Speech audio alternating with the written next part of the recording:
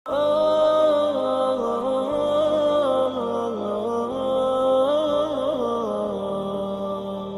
اللہ الرحمن الرحیم۔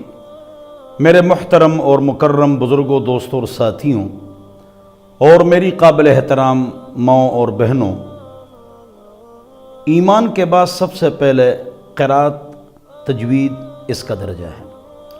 لوگ کہتے ہیں ایمان کے بعد نماز کا درجہ ہے، نہیں، ایمان کے بعد اسلام لانے کے بعد سب سے پہلے تجوید اور قرات کا درجہ ہے۔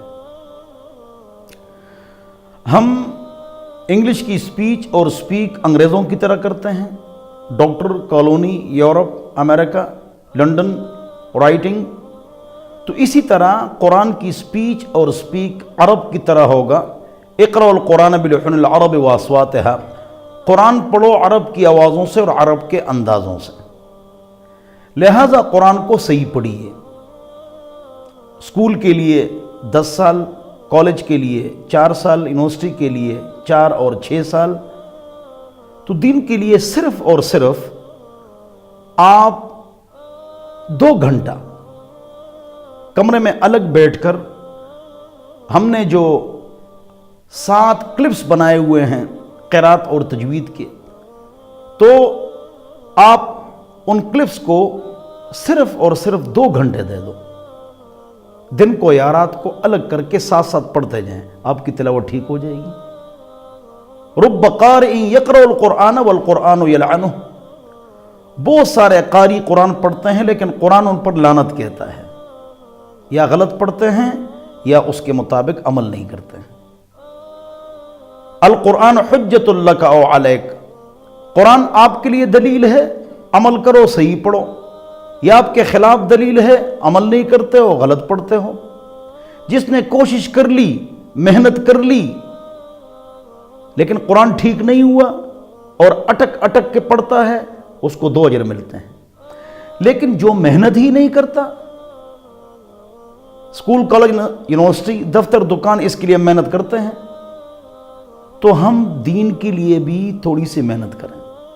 یہ قرات اور تجوید تو کم از کم سیکھ لو۔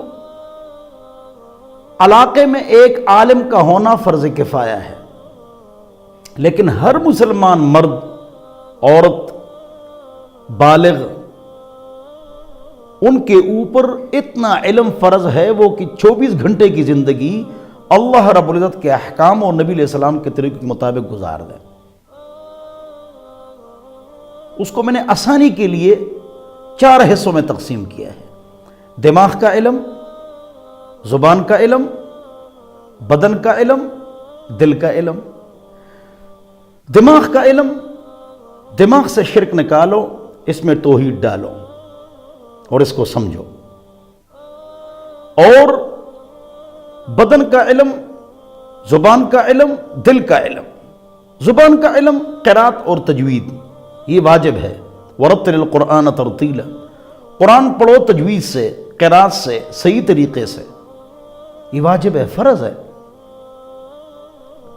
میرے ہاتھ پر 250 سے زیادہ افراد سکھ، ہندو، عیسائی، مسلمان ہو چکے ہیں، چائنیز، تو میں ان کو سب سے پہلے تجوید کے کلپس دیتا ہوں۔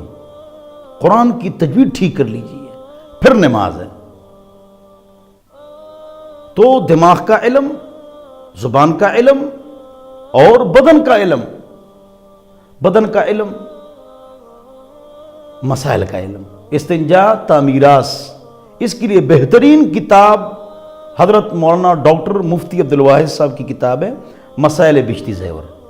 مسائل بشتی زیور بڑی اچھی کتاب ہے، اس میں جدید قدیم سارے مسائل موجود ہیں۔ دل کا علم، اس پر کوئی نہیں بولتا۔ دل کا علم یعنی اس کے اندر جو بغض ہے، حسد ہے، کینہ ہے، بدگمانی ہے، تکبر ہے، اس کو دبانا ہے۔ محبت ہے، الفت ہے، صبر ہے، شکر ہے، عاجزی ہے، انکساری ہے، اس کو اجاگر کرنا ہے۔ ہم پریشان کیوں ہیں؟ 3 کام کرو، ہنستے رہو، خوش رہو۔ زبان پاک، پیٹ پاک، ناڑا پاک۔ زبان پاک غیبت چغلی گالی سے، پیٹ پاک حرام سے، ناڑا پاک بدکاری سے، اور گندے میسیجز اس سے ہی بچو۔ زبان پاک، پیٹ پاک، ناڑا پاک۔ دل کو پاک کرو، ہر ایک کے اوپر اچھا گمان کرو. ہم چاہتے ہیں ہماری کوئی غیبت نہ کرے تو خود بھی نہ کریں. ہم چاہتے ہیں کہ سب ہم سے محبت سے ملے تو ہم بھی سب سے محبت سے اور ہنسمکھی سے ملے. ہاں، میں ایک آسان مثال آپ حضرات کے سامنے رکھتا ہوں دل کی اصلاح کے لیے. ہم صدر وزیر اعظم MNA علاقے کا ناظم SHO کے خلاف بولتے ہیں کہ حرام خور ہے، دن رات بولتے ہیں. تو کیا ہم میں غلطیاں نہیں ہیں؟ ہم ان کے خلاف بولتے کیوں ہیں؟ یہ ہم جلتے ہیں کہ یہ مالدار کیوں ہیں، عزت دار کیوں ہیں، ہر قسم کی سہولتیں اس کو کیوں حاصل ہے. جن کو ہم کہتے ہیں کہ یہ کیا ہے، حرام کھاتے ہیں، اگر وہ ہم سے رشتہ مانگے SHO ناظم MNA MPA پھر ہم نہیں دیتے ہیں. ہر چوک دکان میں ان کے خلاف بولتے ہیں. لیکن اگر وہ رشتہ بھیجے اپنے بیٹے کے لیے تو بیٹے کے لیے ہم رشتہ دے دیتے ہیں، گفٹ اس سے وصول کرتے ہیں. اس کے خلاف بولتے کیوں ہیں؟ ہم جلتے ہیں، ہمارے دل کی اصلاح نہیں ہے. ان کے لیے دعا فرمائیں، اللہ ہم سب کو سمجھ عطا فرمائے. 4 علوم آپ پر فرض ہے. دماغ کا علم، بدن کا علم، زبان کا علم، دل کا علم بتا دیا. اس میں ہے زبان کا علم، اس پر بات چل رہی ہے، دلائل میں نے دے دیے کیوں یہ ضروری ہے.